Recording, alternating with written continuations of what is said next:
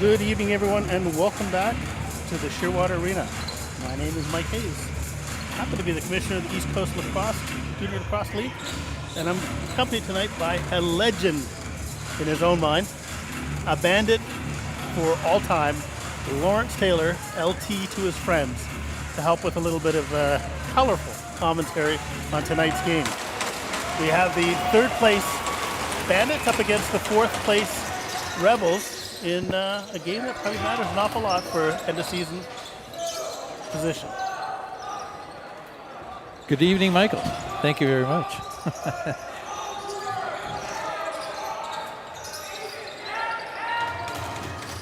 Well, Benton's on with the first shot on goal. One of the top scorers in the league. I think he rates number 7, maybe. Big, tall, gangly, not afraid to go to the dirty spaces. Kind of a prerequisite for East Coast Junior Lacrosse. So how have you found the season going so far this year? You know what? There's a lot more parity in the league this year, and that's made for some really exciting matchups and quite a few surprises too, which is Are there? always nice. You know, the start of the season, the Warriors got on the board a couple of times, but actually beat the Bandits for the first time in their history. Nice. So that was quite a feat. And then, you know, the Rebels got out to a really, really hot start, winning I think the first 3 or 4 of their first 5 games, and sat at the top of the leaderboard for a few weeks. But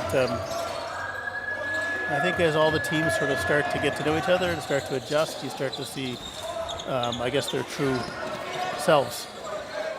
So this is going to be a really good one, I think, because they've had enough time to kind of figure it all out. And they're pushing for 3rd and 4th place at the moment? Yeah, so they're in, the Rebels are in 4th and Dartmouth in 3rd. I think there's 2 points separating them when I last checked. There's a chance for the Hurricanes to sort of sneak in there. It kind of depends on how these guys play. I think certainly tonight's a win for either team tonight will help to give them a little bit of comfort and provide a little separation. Well, they look pretty evenly matched at the moment. Nothing outstanding. Pushing well on offense for the Bandits.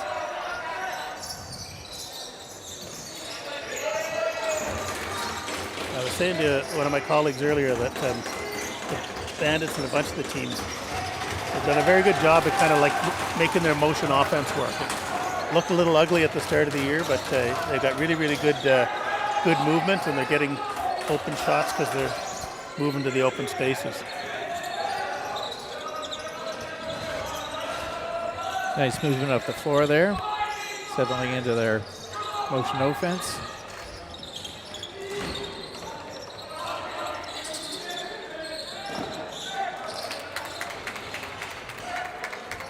You know me, I always hate the underhand shot. It seems to miss more times than it actually hits, but of course when it goes in, it just looks spectacular.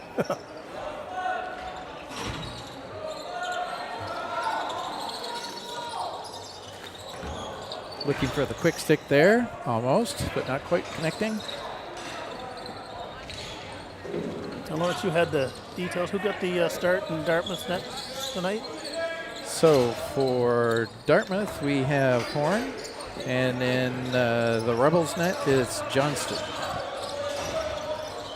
So this will be a bit of a goaltending duel. I know that they've both been rather stingy the last few games. Yeah, this is a nice opportunity for me to see the Bandits goalie for the first time. Johnson, we get to see his Masters players regularly in net, so we know some of his caliber. So it's interesting to see how Horn does tonight. Now, I'm not a ref anymore, but that was a pretty easy call to make for the trip. So Dartmouth will head on the power play, and we'll see what they got. I got Trainer at the quarterback position, and some pretty good shooters out there, so see what they can do. So the captain McCullough starts it off.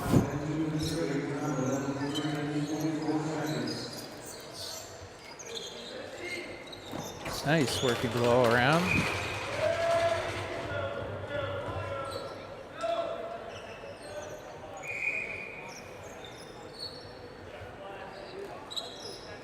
I know you and I talked about this many times in coaching back in the day.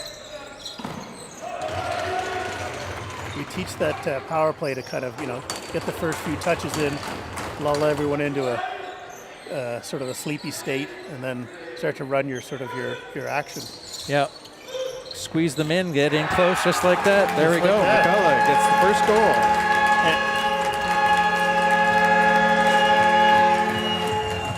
Maybe, just maybe they were listening to us. Because that was really well executed. They got the ball around the outside and then had that last cut when everybody was sort of watching the ball. And I hope I'm saying that. So it's McCullough. He's 15th in the standings at the moment for stats in the league. And I think he's a bit of a dark horse. Is he? He certainly has the ability, and playing on the power play, he's going to get more floor time than others. But I think it's just a question of this team sort of just clicking a little bit. I think for all the teams, just getting to know each other, get new players, new positions. Guys I used to rely on have moved up to, or moved on into the senior league for other pursuits, and so every team has to sort of create their identity. But we're more than halfway through the season now, so it should be all pretty good. And of course, our roster lock sort of came into place at the end of June. Here we go, another snipe from the outside. A really great shot around the screen. I don't think the goalie saw it.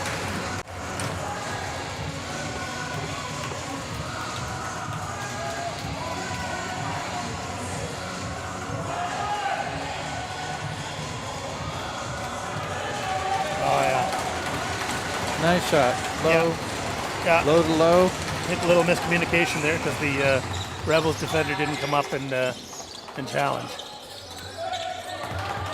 Now I know when I was coaching, getting those face-offs are a big deal. The more you can get, the more you can control that game. So the Bandits have got the ball back.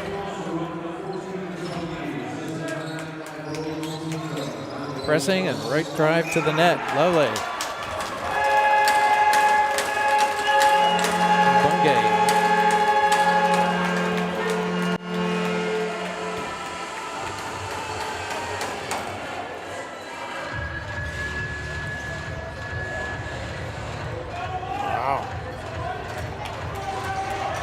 A great looking goal on the replay. Yeah.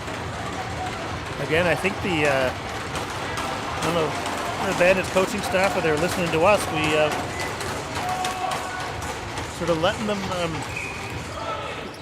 relax a little bit, and Bungie just saw he had a step and took it to the inside, and the defender was caught chasing him. Bandits setting up nicely. They're covering each of their man. Ball cycles across the top. Drive to the top, but the D pulls that down. Oh, quick shot. Warren has that.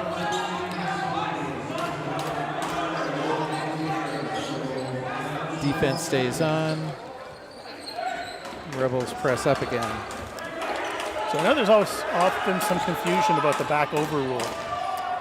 It all depends on who had last possession. Yeah. So in that particular case, they deemed that Dartmouth had possession before it went back over or went off something, and so the Bandits weren't sort of like penalized or There we go. Nice transition, straight up. He's fast. Oh, almost right into the crease. Yeah, it must be summer in Nova Scotia when you start to see people slipping on the floors. Yeah. Something about an ice rink and a little bit of humidity.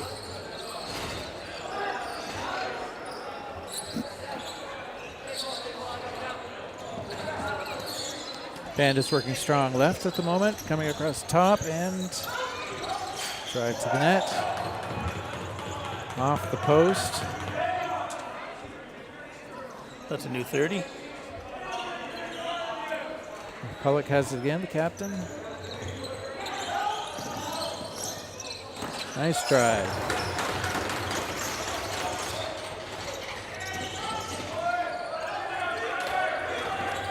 Bandits keep the pressure on. Oh, that slippery floor.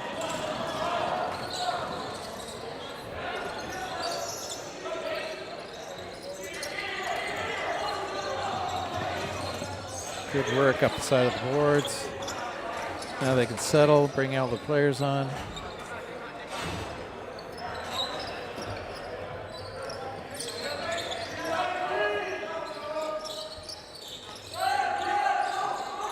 Bandits now at full 5. Shot on net, and where's the ball? That's one thing for goalies, just stepping forward. That ball hits you and you don't know where it is. Just to stand still or move forward a bit. Don't let it trickle behind you. All right, the Margaret needs to get something going here now. Yeah, St. Margaret's just a little slow to get all their players on the floor for offense. Yeah. We're back to transition for the Bandits.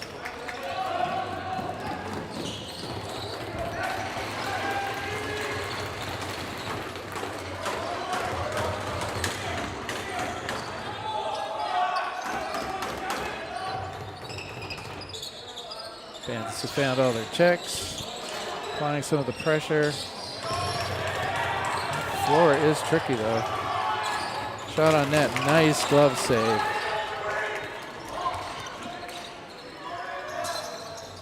Whoa. And slight lob out of the stick. Oh, it's an unlucky transition. Oh, nice Good stop. recovery.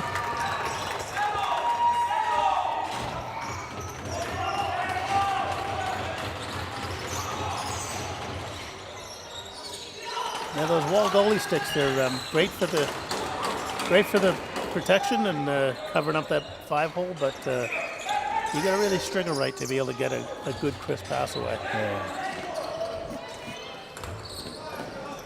Bandits settle down, let all their players come on board. Captain comes on. See that Johnson has gone with the traditional woody. Yes. Again, covers the same amount of space as that the wall, but obviously a little heavier. Might also give you a little bit more sort of comfort. I like to say I'd never played with a woody, but I did when I was 14. A long time ago, I think I said Masters playing with a wooden stick in golf when I had to. And when they're tuned up, they throw so nicely. Oh, yeah. They really do. Bandits are set up on their D, letting the play form around them. Shot on net, but wide. And we're back into transition. Oh.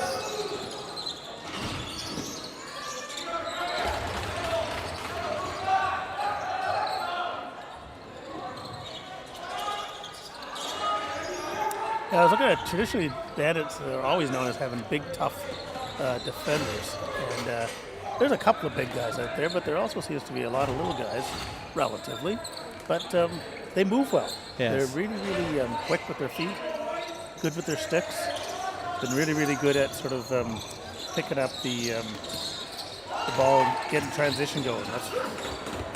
Well, I always enjoy the junior age. I find is probably the fastest moving game. With their energy and age, seniors tends to slow down just a bit. Oh, there we go. Squirmin. We got 3 number 6s here. May have credited the wrong person. Yeah, well, I did note that there's a couple of numbers out there on Dartmouth that I don't have on my list, so yeah. I should have grabbed the official game sheet at the front, which we'll do in between periods, and get ourselves all squared away. But one of the number 6s just had a nice goal in transition. For the Rebels, give them a little bit of a hope, and now we get a little bit of time for them to regroup a little bit, and the goalies get some water, which is really, really important this time of year, and see if they can sort of swing back some momentum. It is a hot job. I know you and I played a little Masters in net, and it doesn't take much at this time of the year to overheat. I like to guess that they move a little more than we do. Yes. Yes.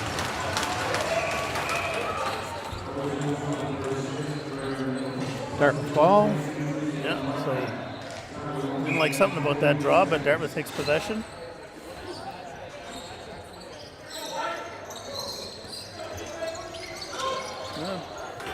Good Bungie. drive to the net by Bungie. Just Yeah, a he little liked that off. move last time, so I thought he'd try it again.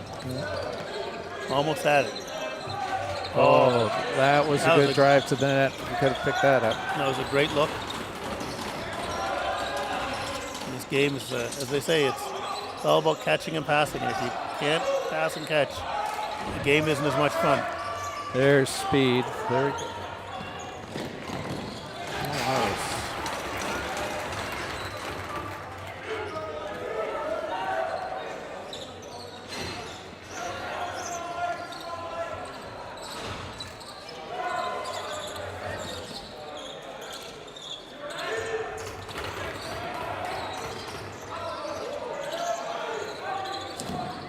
Good shot on net. Both teams are moving the ball fairly well.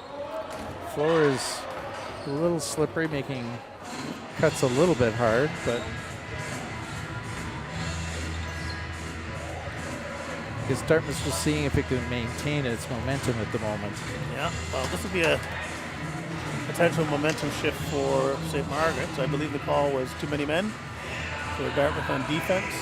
And I'm not sure who they sent to the box, but we've got a 5-on-4 power play now, so we'll see what the Rebels have in their power play arsenal.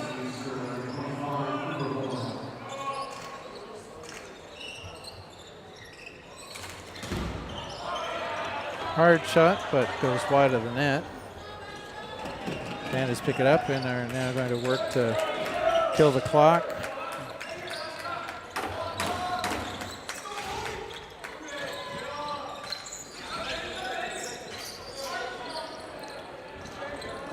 Nice movement. 3 players on the floor at the moment. Here comes the 4th.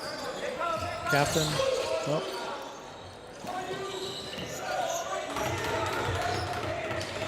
That wasn't bad. That was a good 24, 25 seconds of kill they got there. And no disadvantage. Allows time for the full defensive 4 to come out and set up. Now it's good. Bandits have killed the clock. It's down to 11 seconds now for the Rebels to make a move. And it's lost, and off we are on transition again. That's a smart move. Yeah. It's all about ball control here. And got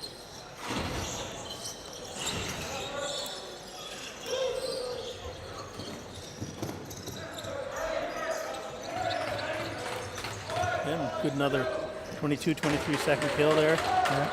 Lots of time for the defense to come out fresh.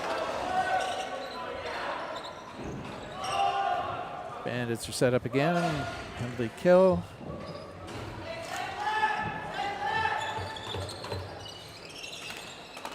Good pressure at the top. There we go. Sure the goalie appreciates, going to take a shot from the outside. Yeah, lots of time to see it. Yeah. A new 30 for St. Margaret's. Good pressure on the ball. Hopefully set up, but a stick gets in the way there, the shot. Ooh, large hit.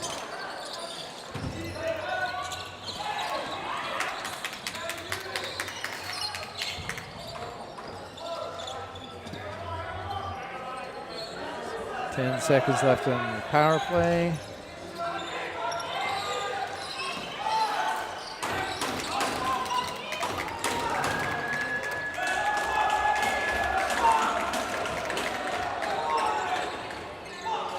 So the Rebels retained the ball. We're back to 5-on-5. Even strength.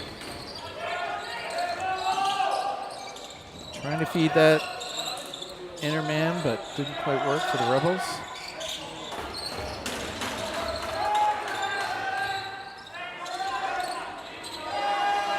Down to 6 seconds in the shot clock. Take a shot on goalie. Managed to get through. Now can Dartmouth drag it out? Nope. Wow. Defense has been getting a little bit tired here. I don't think any of them been able to get off. Yeah.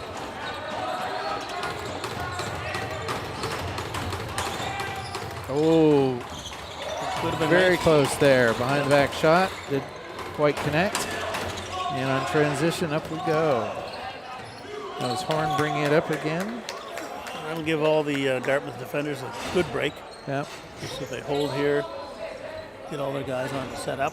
Now, if I have it right, Horn 21 has been very sharp on bringing the ball up in transition.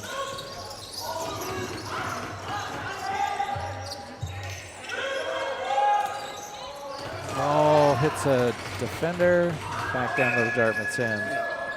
Well, I can tell you that if there's a mother of number 21 Horn and you get it wrong, she's calling somebody right now.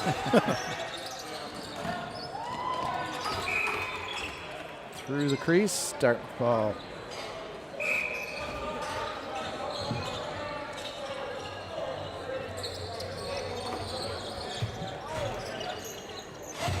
Like I say, in the junior level, it's really nice to see the speed. There's lots of movement. Players are skilled. So the speedy fellow that we liked, number 13, just brought the ball up to get it into the offensive zone. Firth, he's a rookie this year, so it sort of just shows sort of some of the talent that's coming up through the minor leagues. It was a time where rookies didn't get to play much. No, it took a fair bit in earlier years as a rookie to get on. Says to the talent of the player. Yeah, and a lot of guys to beat out, you know? Yes. You're taking their position away. Just because a full team roster is 25 these days. Yeah. On the floor, you have 18. Yeah, it's full 25. There's a 10-man practice squad, which allows sort of some of the U17s to come up and start to learn the offensive sets and get a little bit of time to understand the sets. And there's all kinds of provisions for injury, moving on and off, very similar to sort of things you see in the NHL or the NLL. Where you can manage your roster throughout the season depending on, people that are away at school, people that are injured and rehabbing. Yeah. And certainly people that. Wow. Nice shot. That was hard for the goal.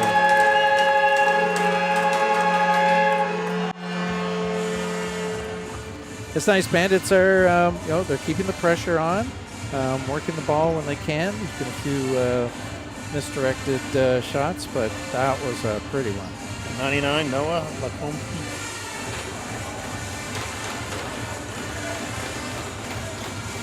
That was what we used to call the slippery one. I think the goalie saw that one. It just it slipped through one of those small spots. Good play against the boards there. Nothing big, just picked up the man. There we go. So that was a back over violation for St. Margaret's. Turnabout is fair play.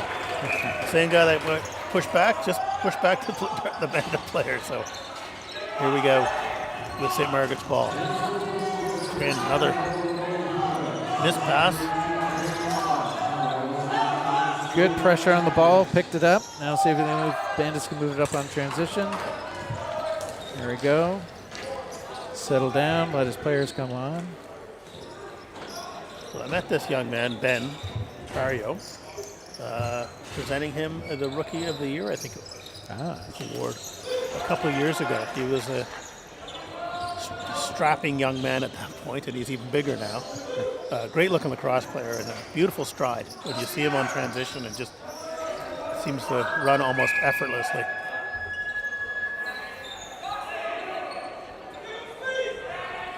I think they put an A on him this year, which is a great tribute to perhaps his leadership.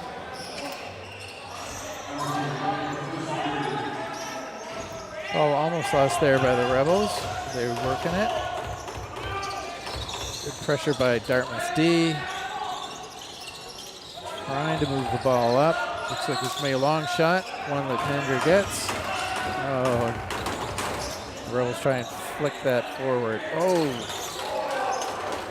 Well, they've had their chances, that's for sure. Yeah, back we go again. Those are a lot of misses. That looked like it had eyes towards the bottom corner there, but just wide. Well, it is a game of inches.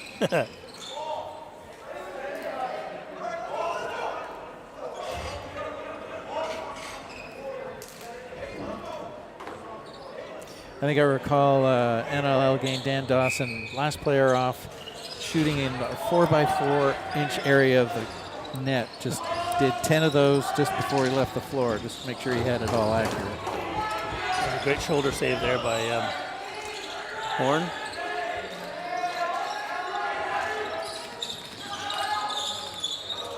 Well,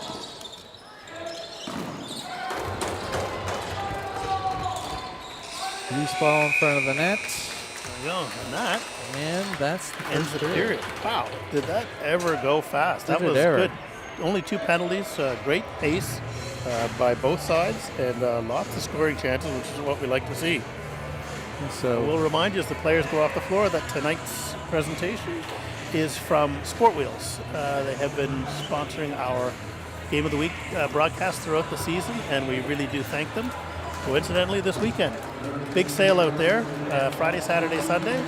So if you're short of some lacrosse equipment, or cycling, or bicycling, or skating, or whatever it is that suits you, get out there to Sackville Drive and let the guys help you out.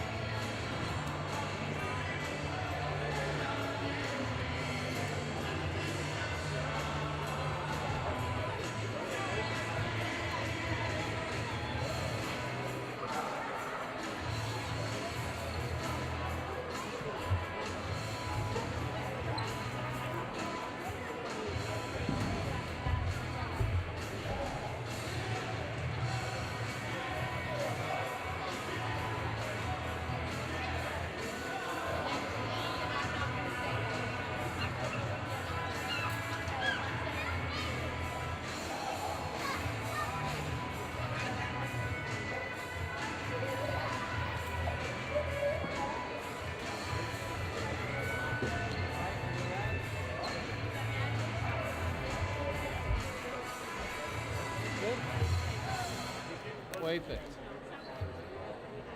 Very good.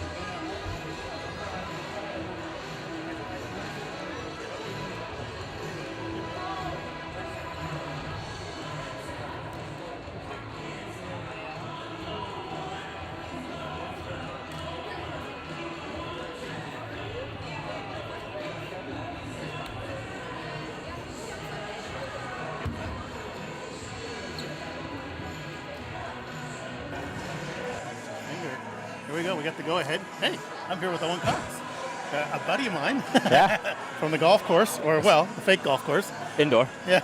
And I was just pleased to sort of bring a little perspective on kind of the Bandits organization and some of the players, what it's like playing there. And you got a really good perspective. So tell us a little bit about your lacrosse history, and then tell us a little bit about how you got it here today. Yeah, so I grew up playing for Dartmouth, playing for the Bandits, just living in Cole Harbour.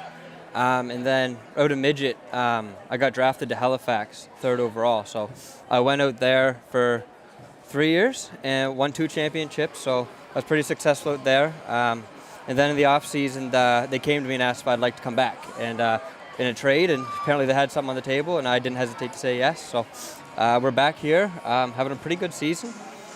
I don't mind it. So boys are all great. Grew up playing with them, so I'm really happy to be back with them. It's something really special to play with your buddies. Yeah. And I think sort of you probably also have some perspective on all the Halifax plays.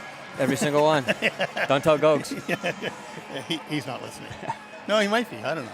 Is it? So first period, you guys come out really, really strong and really, really fast. Is that trademark? Typically our seconds are better period, I find, but coming out hot never hurt. A couple quick ones right there, first 5-6 minutes. So it was good to get the monkey off the back early, and now we just run with it and just keep it the lead, hopefully.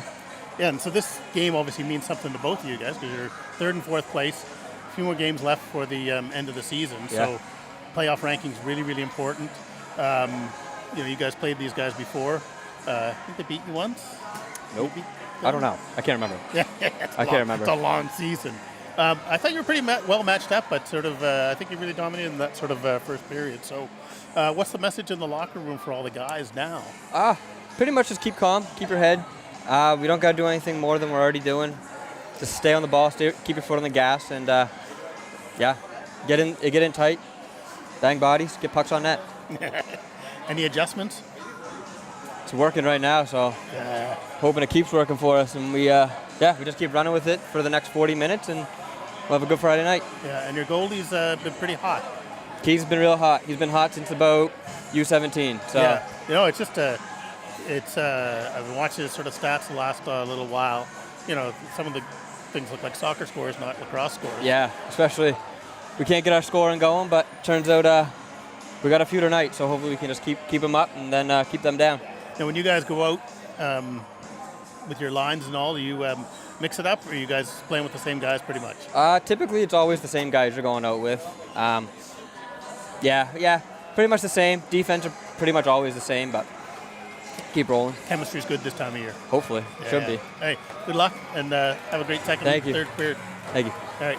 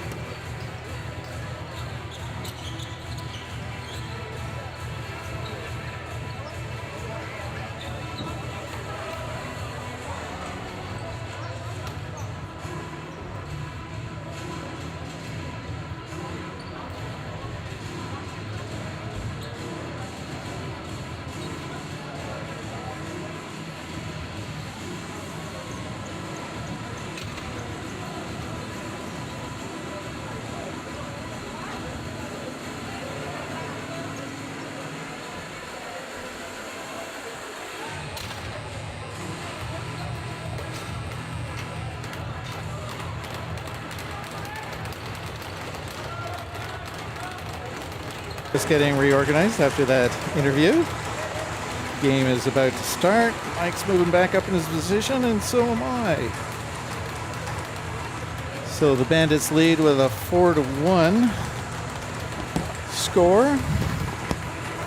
And there we go.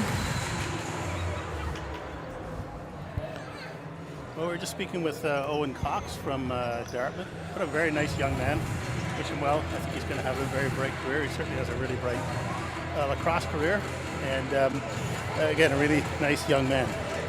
We're just about to kick off the second period. And it should be a doozy. I'm sure that everybody got their pep talks from the coaches. Words to move ahead, yes. And, now it's a little bit of strategy and a little bit of executing on the strategy. See what happens when we change ends. And of course, always second period, a big one for the defense because they've got to go a much longer distance. And so can you get your O off fast enough so you can get your D on for that extra bit of travel down the length of the floor. Yeah, I was out with Steve Gilbert a few times last month, and he noted sometimes sort of some of the delays in kind of getting those changes happening. Sometimes, you know, you go to run off and then you have a change of possession and you kind of have to run back, but you got 30 seconds to make something happen when you have a change of possession, and sometimes they were just getting set on 15 seconds, which, he didn't need to get set. Overhand. That's Bungie over the shoulder. Yep. That was a bullet. Definitely want to see that on the replay because there wasn't much to it. Just a little. Takes his time. Little V cut. Yep. He gets it. Must have seen the opening because he just. Drilled it through. Far side, yeah. Must have seen a lot more mesh than we can from this angle. So, as Owen Cox had predicted, they had to come out and keep playing their same game and keep up the pressure. So, great start. Yes, because as we know, it's not necessarily the first momentum that wins the game. It's that who has that last momentum at the end. Shot misses the net.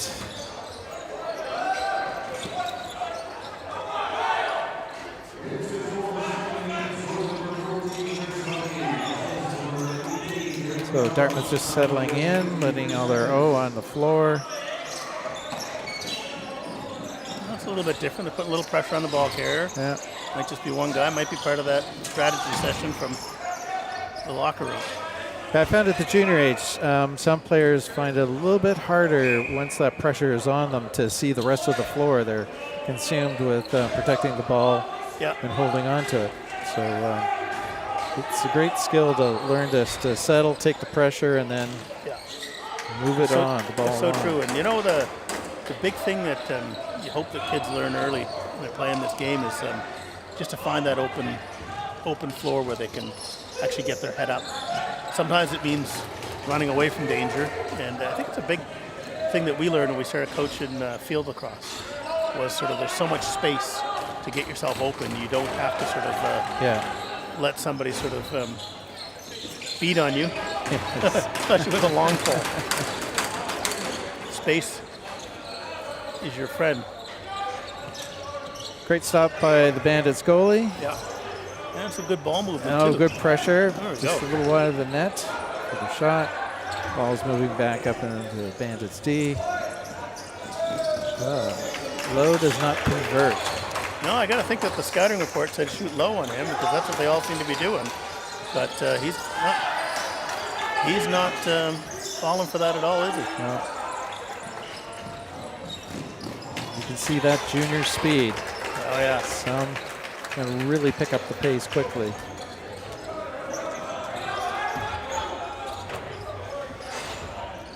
Nice Bandit settle.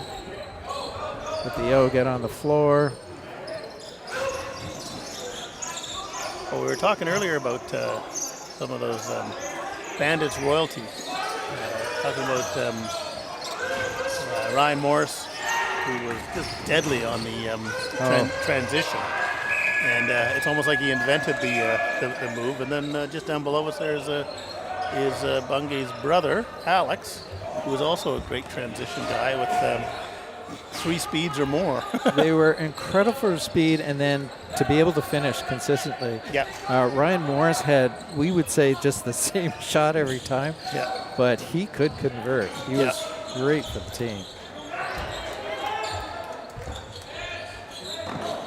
Good stop by Horn. Some good ball movement there. Picked up by the D. Yeah. Keegan Horn has just shut the door for these guys. A little bit mishandled there.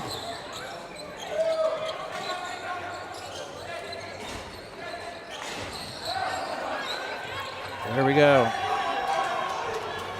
there's some We speed. take our time and convert. No.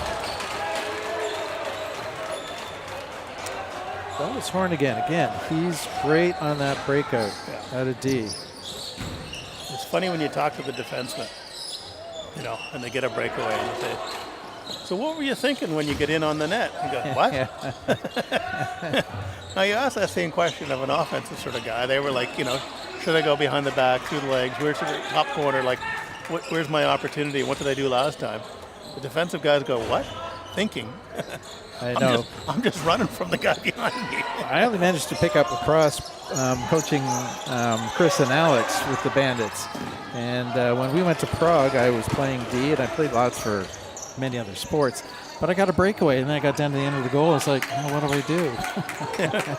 So I always marvel at those offensive players. It's second nature to them. They just know where that opening is, that bit of mesh, and place it in. I don't know what happened there, whether it was a miscommunication or what, but Rebels had possession and left it for the Bandits to pick it up.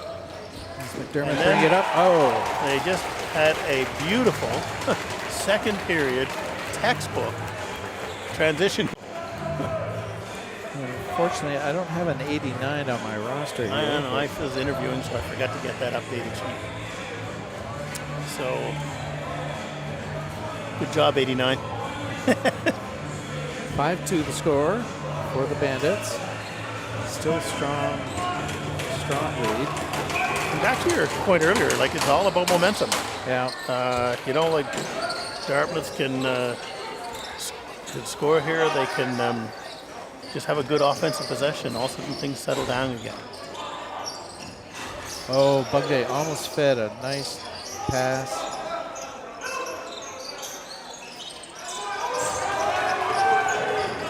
That's good defense.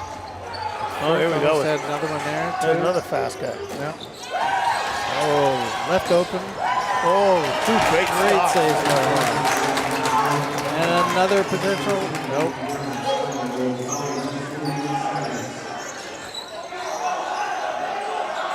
There was almost 3 one-on-ones on the goalie. Yeah. Well, that was a 2-on-1. And it makes it look so simple. Hurt the rookie gets that. There's our boy Rylan Firth again. Like I said, momentum swing. And it's amazing, eh? This is the great thing about lacrosse better than any other game.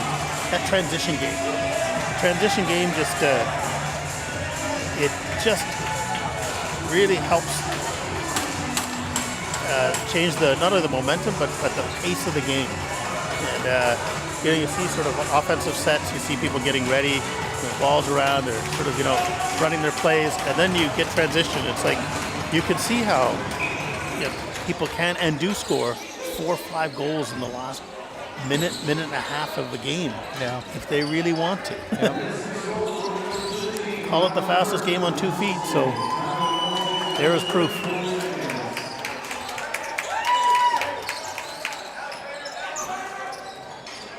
Bandits moving the ball nicely around.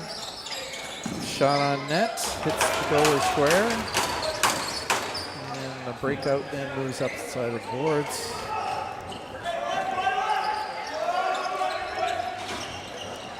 Good news.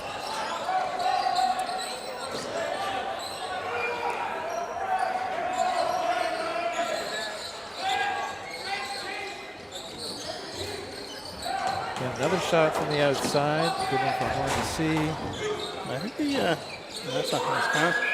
Well, that shot was from behind the goal line, which, although it hit the goalie, it doesn't count as a shot on goal, so therefore no new 30-second clock. Yeah. Good moves by Vasso to avoid that check, get the ball away. Up and across, there's the shot.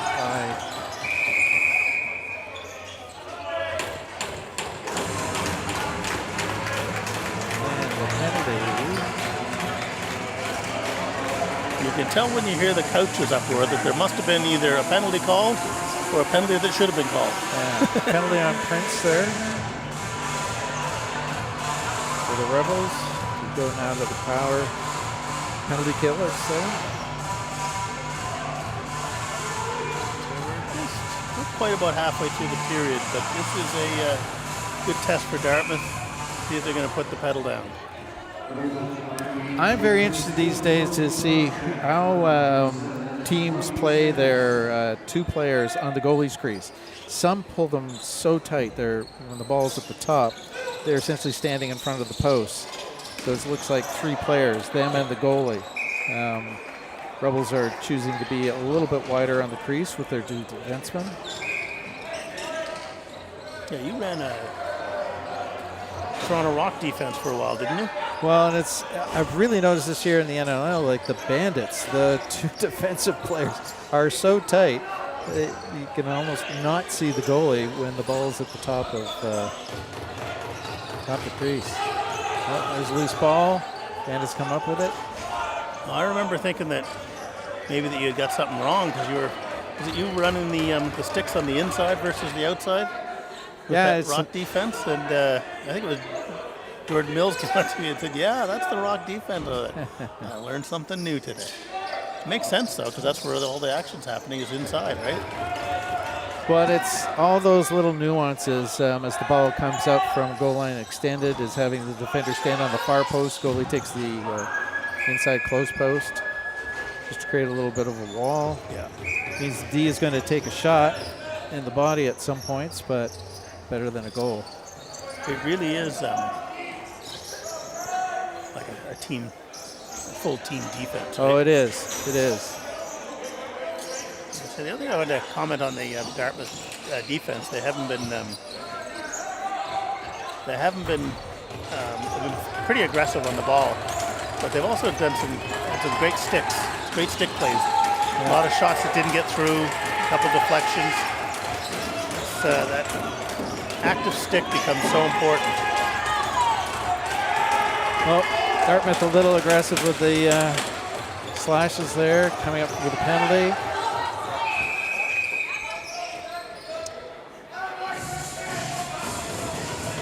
Yeah, it's a tough one to walk. You want to be aggressive to get the ball back so you can put your O back out there. You've got 5-on-4, so you can get 2-on-1 and sort of like double the ball. Yeah. And the guy that with the ball is going to try and turn one way then the other. And every time they put it out there, it's like, here's a little gift for you, and you just want to swing at it. So they pull it in, then you hit them. Yeah. And it's almost quid pro quo now because the St. Margaret's Rebels, their penalty has just expired, so it's 5-on-4 the other way.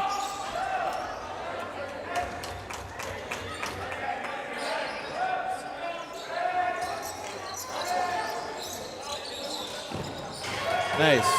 Good stop by the tender. Shots outside. Makes it easier for him. Bungay picks it up and then goes for a run. Nice feed. Almost there to...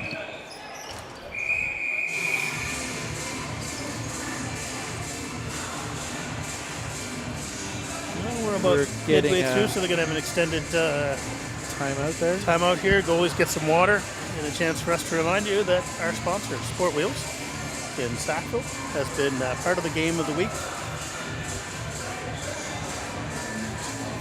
since the start of the season, and has really sort of helped us to get this concept off the ground. This year, we're hoping to continue on and bring in some more sponsors. We've got some really good viewership over the first little while. We were hitting 800 to 1,000 views per week, and so there's clearly interest in the games, and I think as the season goes on, there'll be more and more interest. I'm pretty sure that there's a bunch of other teams watching tonight because this does have some playoff ranking and standing sort of implications, and as always, it's great to see the game on film, and it's great to see the other players, the other teams and their tendencies. When there's game film, you can sort of prepare better for your next outing. Yeah, and the good teams always improve bit by game, right? So you need to keep on top and watch what they're up to. Yeah.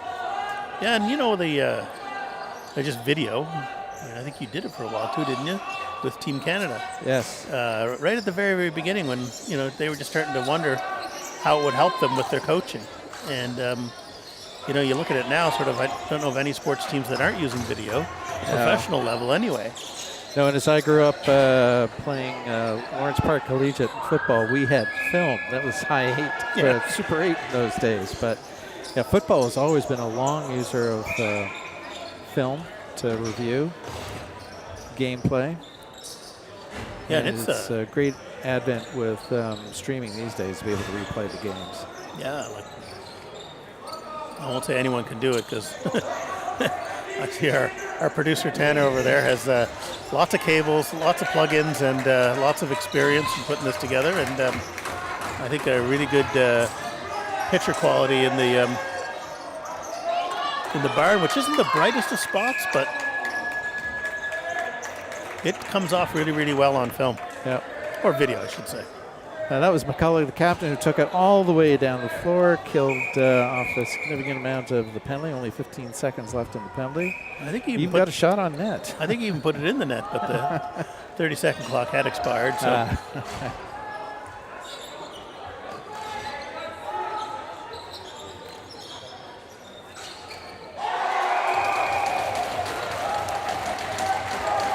Wow, I want to see that one on the replay. I think he went over the shoulder.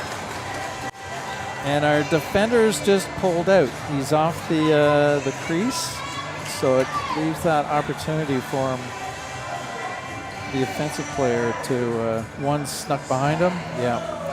Oh wow! I think he just pulled. I think he just pulled an LT. Did you see that? Bunky's usually in there and won't let that happen. So hopefully he'll learn and won't let that player sneak behind. I think he just did a cross shot, cross arm shot. You get a patent on that, don't you? Yeah. Fools the goalie every time because they didn't know you were that flexible.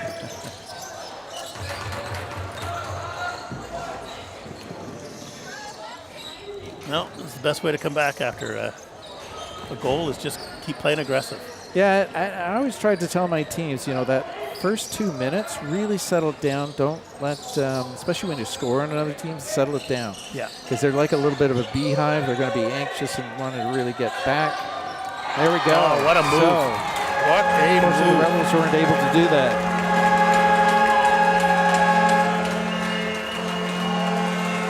I have that down as Cooper Horn, if I got that right, but talk about patience. He holds the ball, Good hold. and the spin. Yeah, around the player. He just over the shoulder. Left them standing still. Yeah. That's a good individual effort.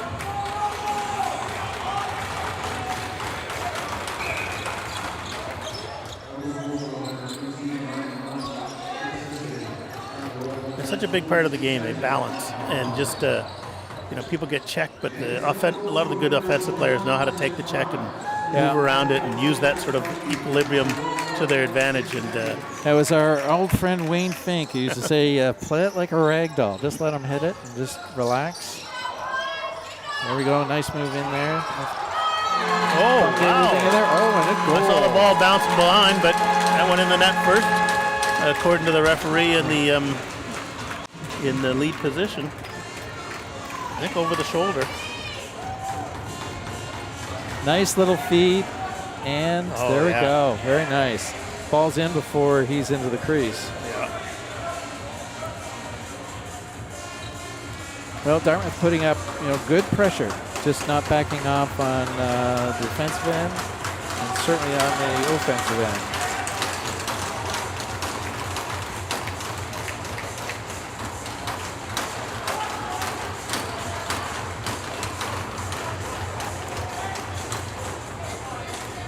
Well, it seems like a lot of the goals that Dartmouth are getting are coming off of good player movement, good ball movement. Yeah. A few transition goals, but we're seeing the open player. Yeah.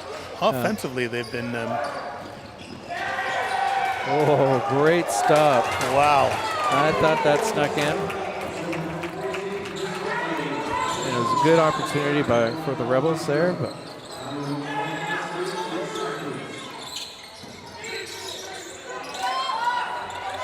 Nice pressure by the Rebels. And they get the ball back. Again, if you can put enough pressure on that the ball carrier, so he's not thinking about where he can pass the ball, but he's stuck just trying to survive. Or to, It's great D. a lot of times too, you get them near the, they get sort of so caught up on not going back over. They're more worried about their footwork than their stick work, and so you see some of the guys get aggressive there. Both ways. Good look, good look. Ball's almost there. Pops up and into the goalie's chest. Another break at the other end. Shot is slightly to the outside. Certainly a good look. Yeah. You're talking about the extra length that the D have to run to get back in the change, but for the offense coming out the gate there, this is what really makes for a transition game, because they're already in the offensive zone. A lot of times people don't see them coming off the bench because they're usually concerned with the ball carrier, and they're usually, if they bring it up the floor the right way, which should be bringing it up away from the bench, it just leaves that lane straight through for a quick pass and a quick stick and a goal. Nice feed there. Player cutting across the goalie's crease. Good feed, but he just couldn't quite connect on it. The Rebels. Ball's loose and they're fighting for it. He's going to come up with it now. New 30 for the Rebels. It's always tough on a D when you work that hard. You don't get the ball back. Right. You're stuck for another shift. And you're tired too. Yeah, I always said it's tougher to play defense than it is offense, because they know where they're going. You've got to constantly react and think and move. Fortunately, players down for Dartmouth. Well, I get a new 30 out of that. Nice look. Another guy sitting on the crease with the defender's back turned. Just couldn't make the pass.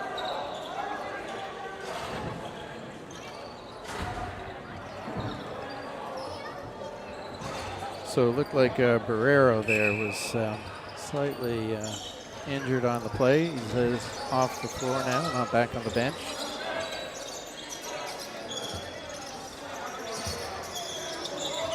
Nice feed across. Looking out for their bailout. Gonna go straight in. Oh! They almost managed to drag that right to the front of the net. And here comes the shot. There we go. New 30. On the retained possession. Oh, Bungay takes a big shot in the back. Nice move. Yep. Bandits just slow them down. Yep. Force them to drag everybody else on. But clears. Warren sees that.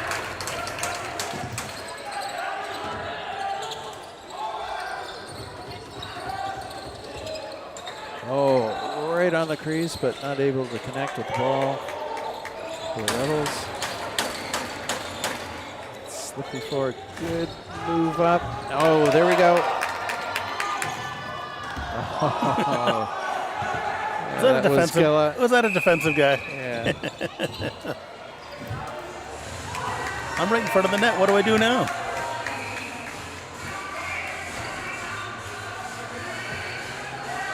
Quick break.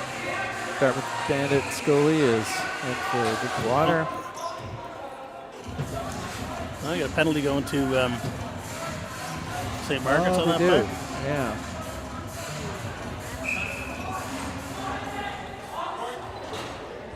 Can't quite see if that's Beach in net, number 19.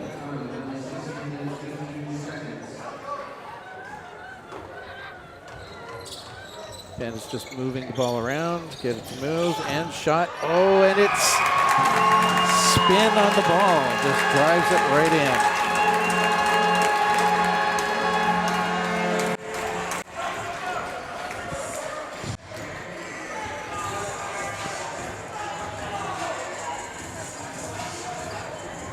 So I think that was our captain, wasn't it? Yes, it was, yeah. And shooting around the screen, yeah. Great spin on the ball. I'm gonna have to call that the Alex Taylor special. A little bit of spin, so if it hits and drops, it spins into the net. Yeah. knows where it needs to go.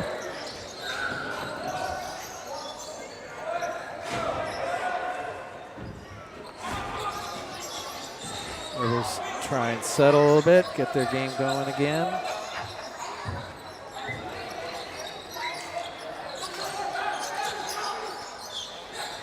It's not that they're not seeing the men moving towards the net, so they just haven't quite been able to connect yet as much as the Bandits have. Yeah, they've had some pretty good scoring opportunities, but either misses or. Yep. Yeah. And, and give Keegan Horan credit. He's been pretty solid in there. Like they've made some pretty spectacular saves. Looking for the shot. No, gets it up and. Oh, there we go. Oh, now that's good hands. That's being on the spot. Firth gets number 9. That's good hands.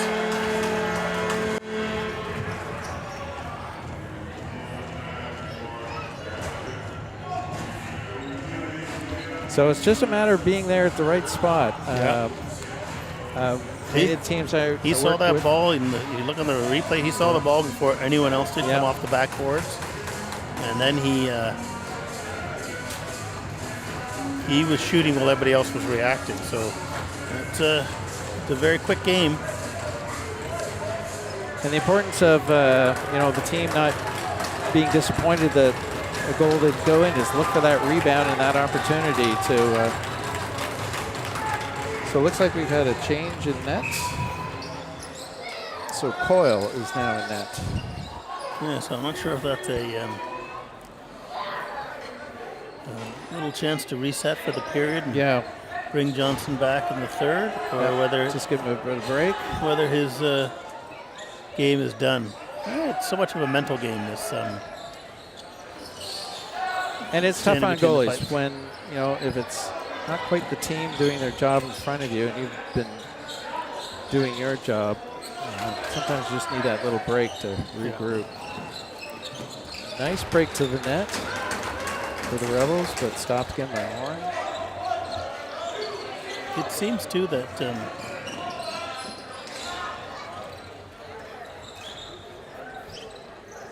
good movement by Basso. In the pro ranks, the big thing is always just about bringing that focus back. And when you're thinking about sort of how did that go in, or what went wrong, or nice feed, sorry. Oh, and a finish.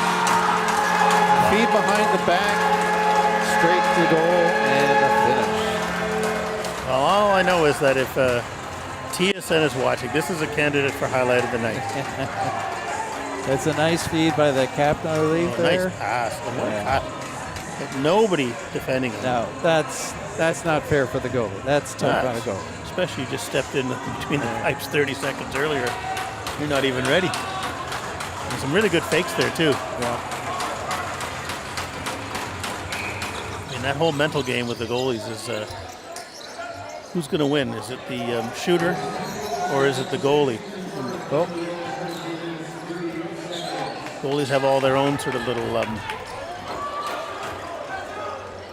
idioms, but that's Basso moving that ball up again, doing a great job. That's a good save, just good for confidence, just for the Rebels tendy. You get to feel the ball, you just walk in. First shot goes in net, second shot you get to feel the ball, now you feel a little bit better. Team's got possession. And finish. Do you make that save? I don't have number 25 for them, but who that is. But good movement towards the net. Got the ball. Take your time. Place it. I don't know.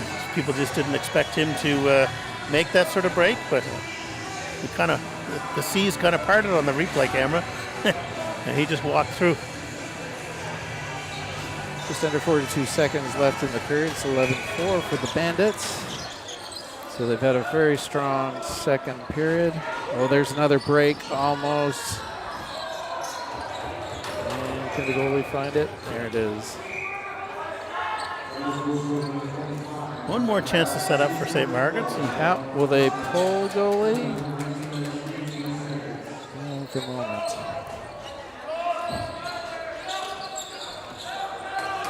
Good D, not letting it go through. Well,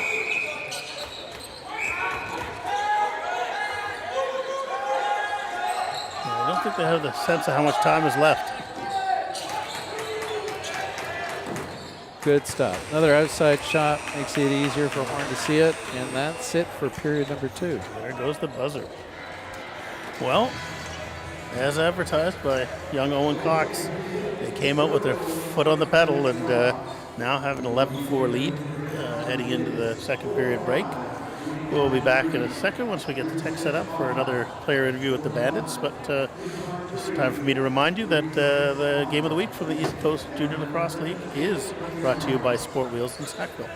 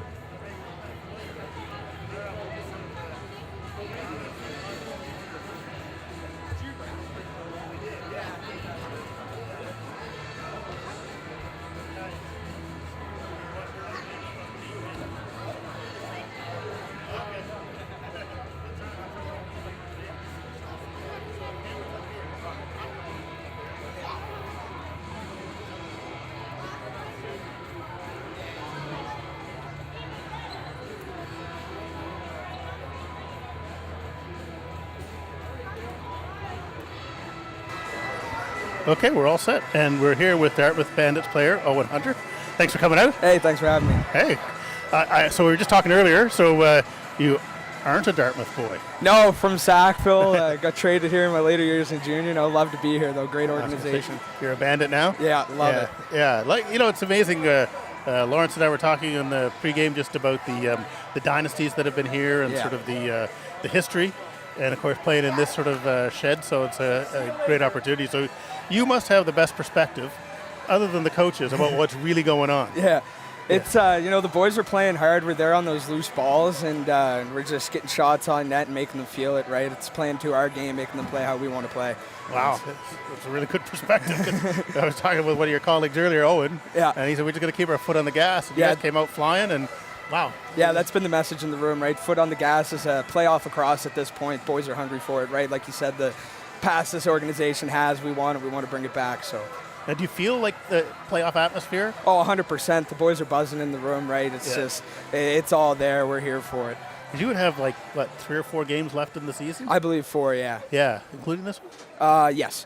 Yeah, so all these things matter. In Yeah. third place. Yeah. That's a good spot to be in. Yeah, it's very good. And what do you think about the matchups going forward? We'll take anybody, right? It's, like I said, foot on the gas mentality. We've beat everybody once before at some point, so boys are just here for it. And isn't that one of the crazy things about lacrosse? You can win. Anybody can win, right? And in this league, one of the things we were saying earlier was that there's so much more parity. Yeah.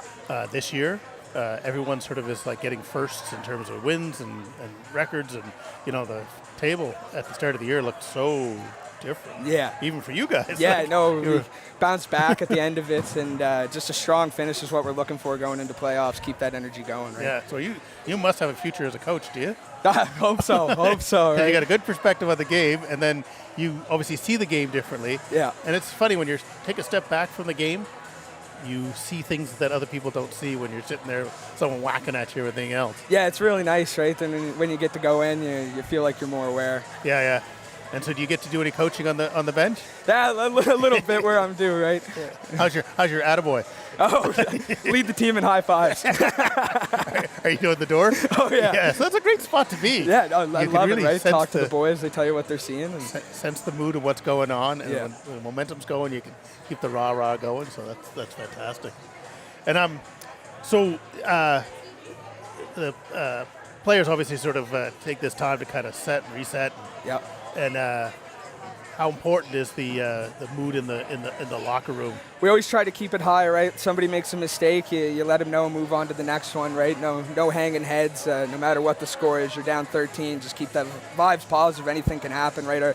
Our first game, we came back 5 against Sackville when it looked like we were dead in the water. Yeah. So, it's like you said, it's anybody's league, right? So we were talking about momentum swings early in the period. And it's just that the Rebels got a goal, and then you guys got one right back. Yeah, and it was just like that. It's so different. And the transition game was working, and so it's a lot of good things happening. So are you on the out bench or the in bench? Oh, I'm on the O side there. So yeah. So second period is going to be the most fun. Yeah, it is. The boys get, what are we at now? 11. So it's vibes are high, right? 3-4 steps to the scoring zone. Yeah. No, you get to see everything firsthand. It's awesome. It's a lot different than being at the other end. Yeah. All right. So. Mom and Dad here tonight? No. Oh, are they watching at home? Yeah, I'm sure. You're going to give them a high five then. There's a camera up there. Good to meet you. Yeah, nice to meet you. Thank you. All right. Thanks a lot.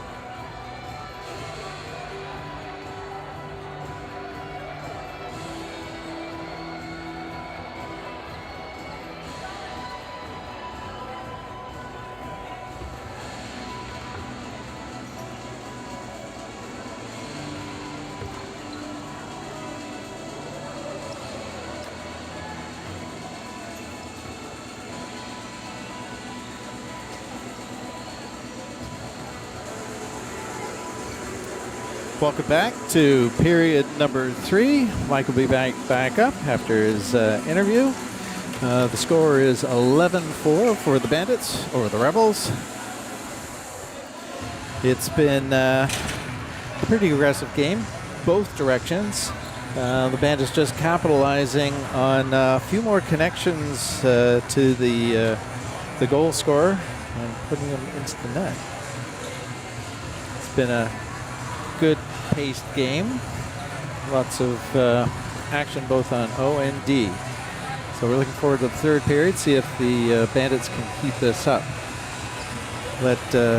Not let the Rebels have any momentum in this third period. Mungie will be taking the face-off.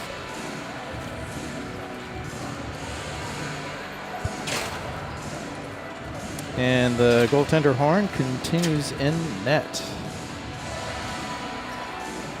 He's had pretty good 2 periods. Defense generally forcing the Rebels to shoot from outside, so he has a chance to see and stop the shots. We were talking with number 54, Owen Hunter, there in the break. He's yes. Over on the door. I can still see his smile even though he's got his goalie mask on, you know? It's so nice to see sort of just the joy that some of these young men get from playing the game, but most importantly being part of the atmosphere and the camaraderie and obviously the team atmosphere in the locker room. It's just something you can't learn or replace. I'm sure it is pretty good in hockey. I'm sure it's pretty good in baseball and other sports. But lacrosse is very, very unique, and I see his big smile as a testament to that. Oh, nice low underhand shot that connects. Ankle toes. That was Owen Cox. Dartmouth starts off the period hot again. Watch this footwork. Picks up the Lucy. Yeah. Again, saw it first. Went straight to it. Nobody's with him. See, defender looking. Who else has got him in? And fools the goalie. Goalie's probably thinking he'd come up a little bit higher. Yeah, I don't even think use the screen. But I don't even think he was expecting the shot. So no. Sometimes as a shooter, you got to know when to shoot and see when the goalie's not paying attention or not set. Good play against the board. Solid hitting.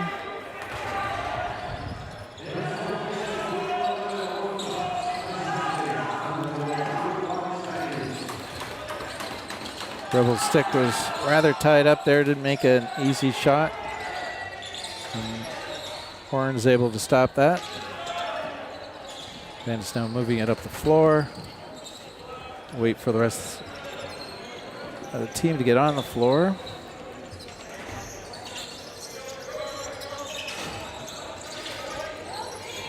Good movement. Oh. And some sort of rough tough going on there. We're getting 2. Both of them are going out, I think. That's Bungay and Ryan going out. I think 2 combatants. So them both, yeah. High stick on one, and a cross check on the other. So all right. Must have been like, hey, you hit me. I'm gonna hit you back. That happens too, and that's a good call. Well, at least both go. Yep. Both go, no real advantage. They're both guilty, as they say. As they usually say, it's the second offense that gets caught by the referee, not the first. So we have 4-on-4. So what this does is opens up the floor a little bit, and depending on who they have out there, you know, it might switch up your rights and lefts. Yeah. So they're playing 4-on-4 now. So it's not a real penalty kill on either side. 4-4 is a real advantage for players who can really move well and pass the ball. See those open players as they become available. Shots wide of the net. Bandits pick it up. It's McLean moving the ball up.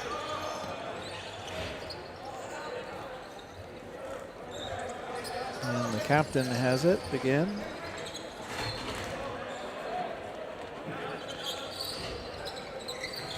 So taking their time, finding their spots.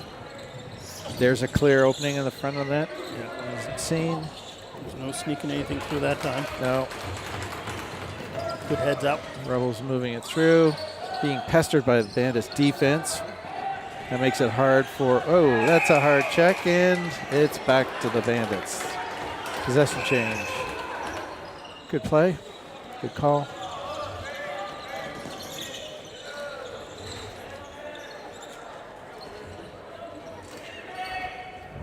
Bandits just want to take their time a little bit. They can afford to do that at 12-4. Ball goes low. Yeah, a little bit of clock management here now. Yeah. Oh, You don't that wanna- was off the post, I believe. You don't want to get lackadaisical, but by the same token, Yeah. you want to make sure that you use your full 30 and keep everybody well rested so you don't give the other guys a chance to. Yeah, develop any momentum whatsoever. Yeah.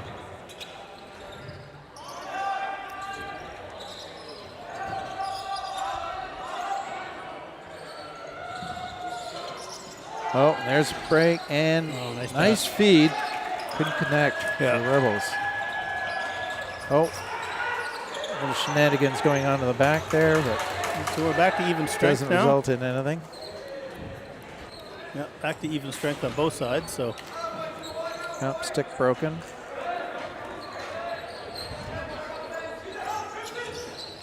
Warren there had his stick broken and a check. Oh, goes up. Good look up the center and there's a shot, but wide. 3 seconds down. Shot misses on net. On the Rebels' ball.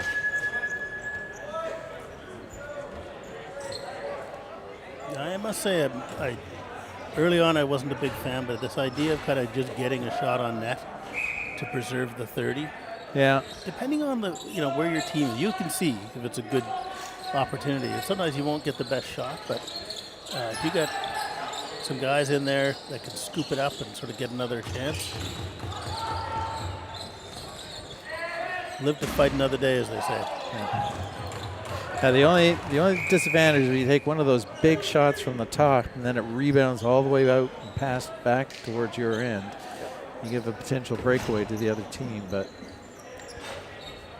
bonus if the shot can go into the corner. Bungay's worked it up again and puts it in. Nice feed and nice finish. Good little two-man game going there. Yeah. Well, Rebels are just letting the Bandits have that path to the net.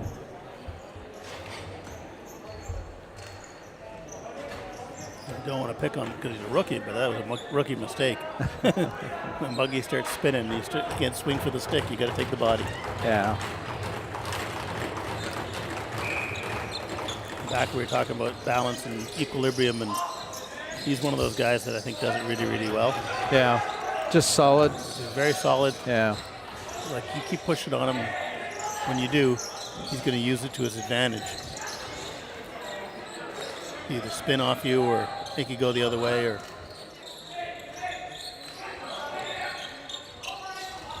He's trying to feed in. Outside shot goes wide. Clock's not reset, still running. Oh, shot on net now. and they got it back. So, Yeah. hey, they must have been listening to us down there. Ball's up to the top. Looking for a cutter. Not quite there. Going to use the screen. Ooh, hits the post, I think, there. Bandits pick it up. Take their time, just break it out. Nice movement.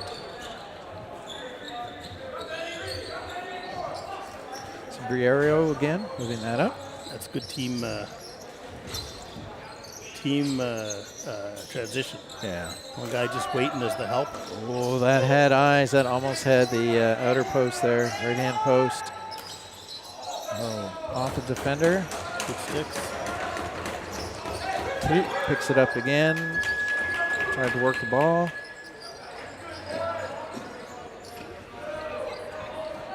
So I guess we get the answer to the question with 2 minutes left in the second period. Would Johnston be back, but no, he's overworking door duty, so must have had enough. And hey, Yeah.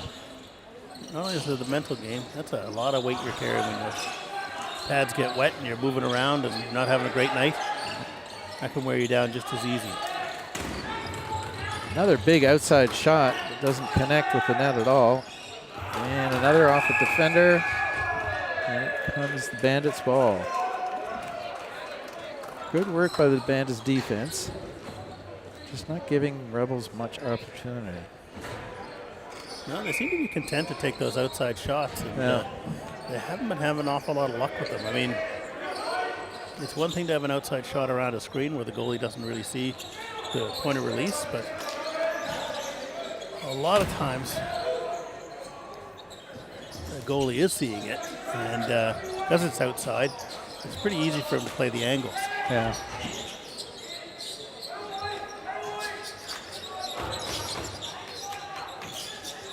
Oh, that's great pickup. Hard work there. Bandits kept at it.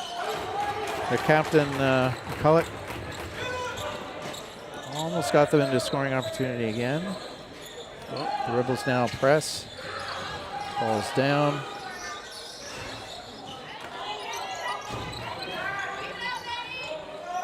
Good pressure by the Bandits. Oh, Good look.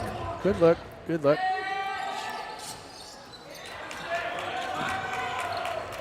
Not quite as good a look. And I just love that gentle, easy running up. That's first moving up. Sort of like if I need extra pace, I've got it, but I don't need to use it. Nice transition up the floor. Second gear, that's it.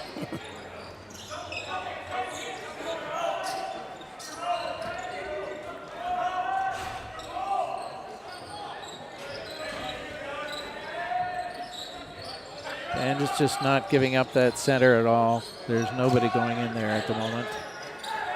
Maybe another outside shot.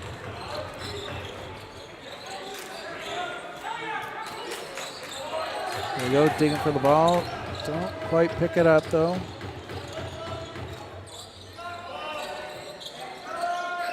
And the ball swings across and off a defender. That looked like it hurt Galliot.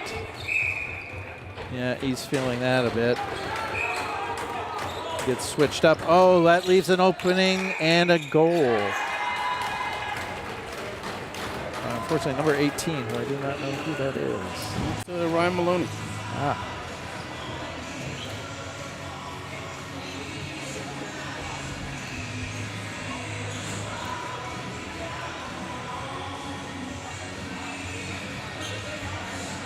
Well, it was good persistence by the Rebels.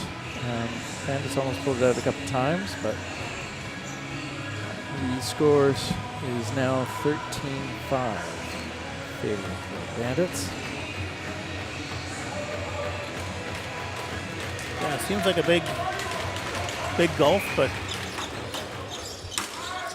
2-3 goals and all of a sudden you get momentum. I think the biggest game swing I ever saw was about 7 goals in a game to come back and win. That's a lot. Oh, let him through. Good arm stop on Horn.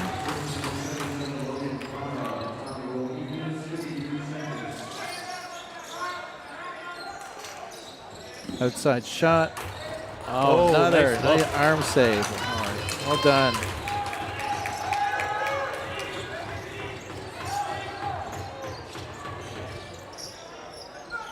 Well done. Bandits pick up the ball, their crease. Move it up. Comes the pressure.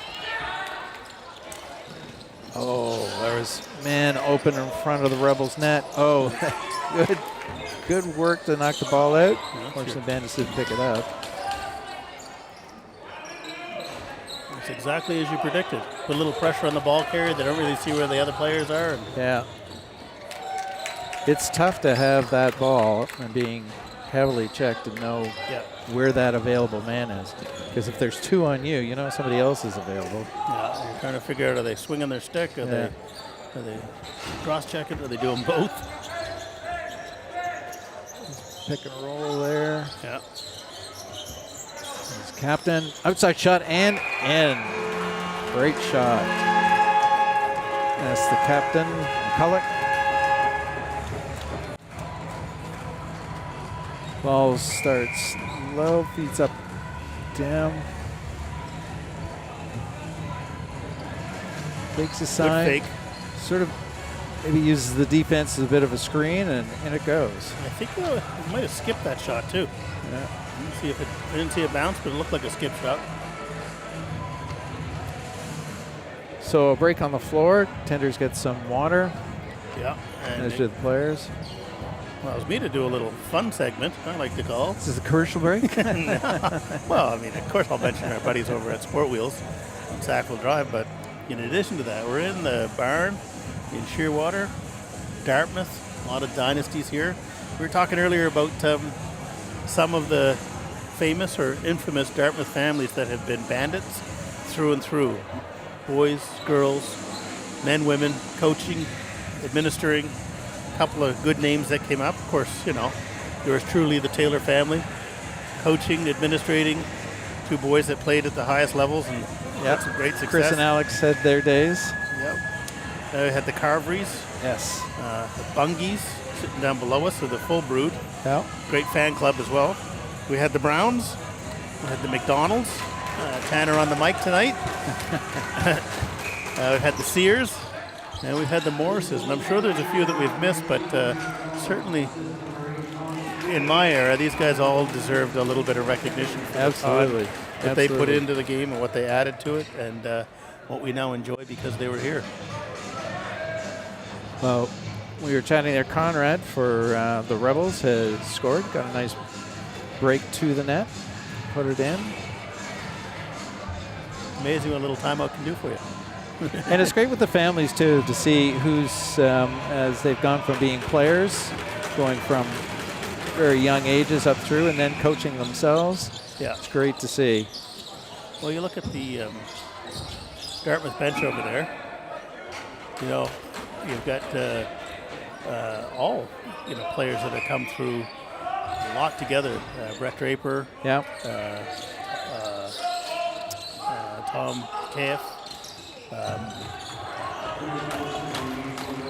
think they have Nussey, Greg Nussey, and Yes. again, I watched all these guys play. Tremendous players in their day, great bandits, and great to see them out representing and giving back to the game. That was a solid stop and backing over. The block created by Maloney for the Rebels.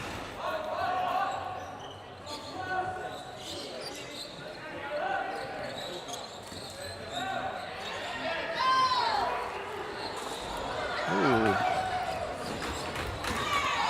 Vigorous checking on the boards there. But Dartmouth comes up with it, moves it down. It's going to wait for the team to come out. Oh, and tries his hands, but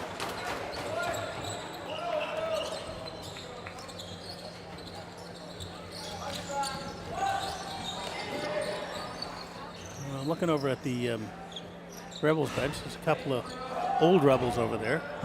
Actually, Northwest Rebels, and Marty Stephen and Ryan Fougier used to wear the old red Halifax uniforms. Of course, the franchise folded and was subsumed by St. Margaret's Bay, and brought in a whole new legion of kids from that area that was growing like stink. And obviously, they're filling their benches with not only players from the draft, but players from out in the St. Margaret's Bay area, which is a testament again to the growth of the game. And we've all had our ups and downs, particularly when COVID came through, a bit of a lull, and the clubs have had to work on getting their registrations back up, but we seem to have gotten full momentum again. Yeah, and speaking of momentum, in Halifax here, we're going to have a stellar year. We're provincial championships going on right now, all across HRM. And I think they've got 4 or 5, maybe 6 rinks on the go with, I think it's 84 teams, maybe more. And competing at every level for that provincial banner, which is a great time of year. And of course, we have lots of players and teams from outside of the HRM, which is great to see the growth in the Valley and Pictou and Cape Breton. Yeah, absolutely. Truro. So, it's great to sort of see provincials not just being a HRM championship.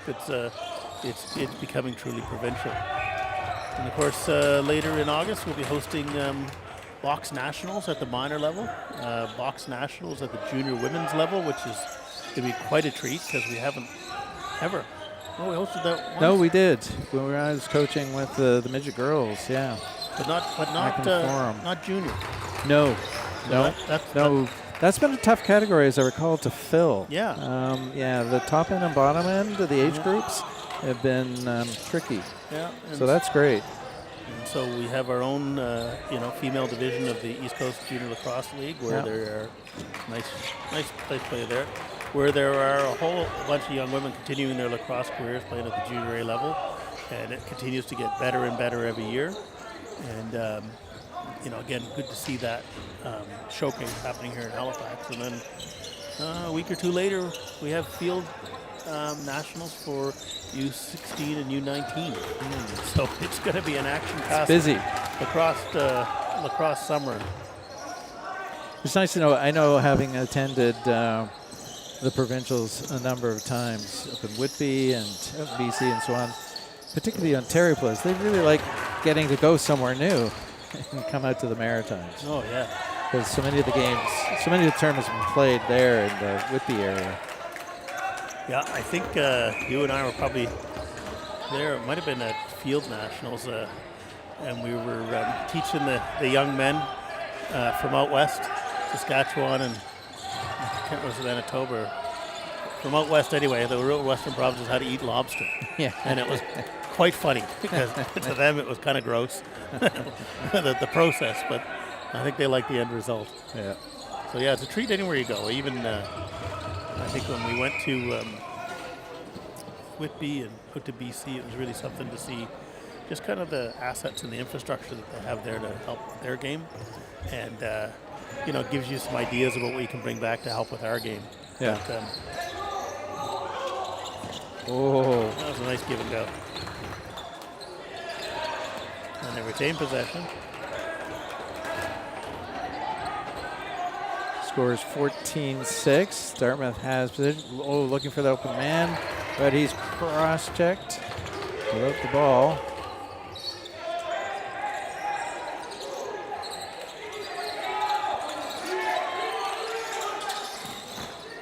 Shot on net. There's the new 30.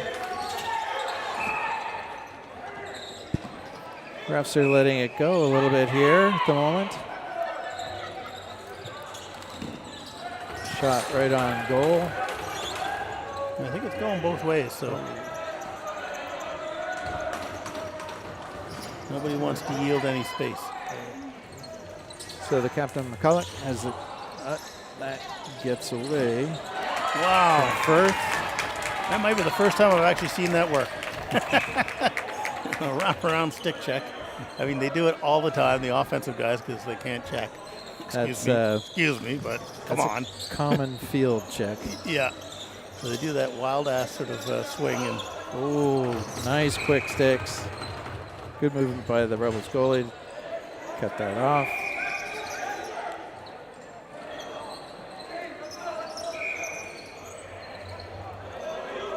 I think number 11 there, I thought that might have gone in or gone off something. Yeah, I'm not sure what the confusion was there. But that was a good feed. But up into the netting comes Bandits' ball and turns it into a break. He's really settled in the Rebels' end. First goal was kind of tough, but and back in. He's made some good stops ever since. Lunge has the ball, settles it down, and it's moving into position. He comes across the top, feeds it off. Makes a big swing, but yeah, this on the Rebels? That was on the Rebels. That was a high stick coming through, and Right. you usually see that when the head snaps back. 22 Ryan.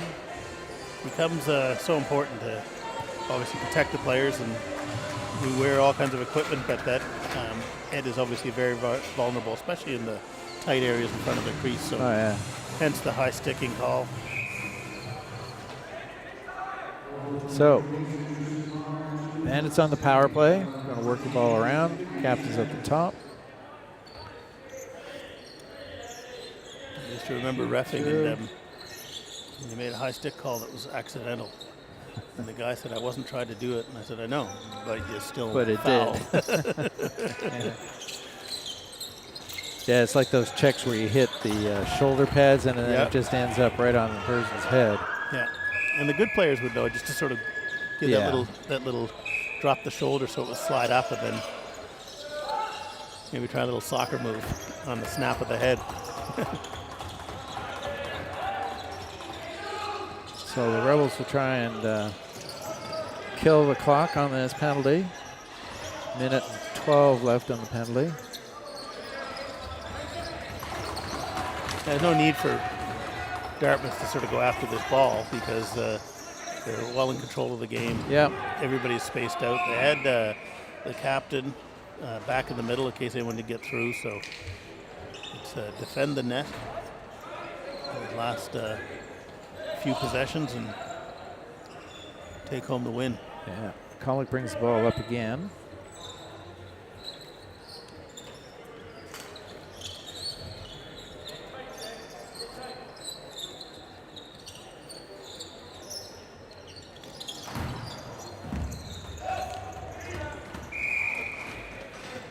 This has to be a good sign for the Dartmouth coaching staff and the offense. This is a good high-scoring game, the way it's meant to be. They've scored many different ways, transition, some nice individual plays, some nice passing plays. And, you know, they scored on some pretty good goalies. So coming into the playoffs and other teams looking at this sort of saying, oh, they got something going and they got the offense firing. It becomes so important.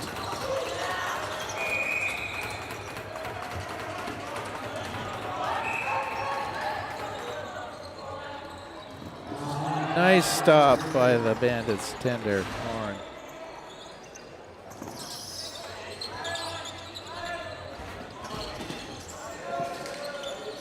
Yeah, see those guys coming in and no red jerseys sort of able to put a little body on them. You got to be thinking a lot of things when you're a goalie. Like certainly puts the player in control on the shot.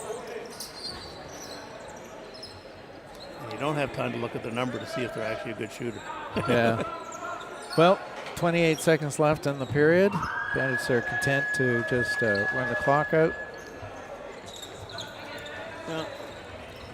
And they set up their D. I expect the Rebels want to get one more just to close out the books and show that they still have it. So they've got their Tender stays in net. They got their Give top themselves line an out extra there. man. Oh, up on the outside. Just missed the horn's shoulder.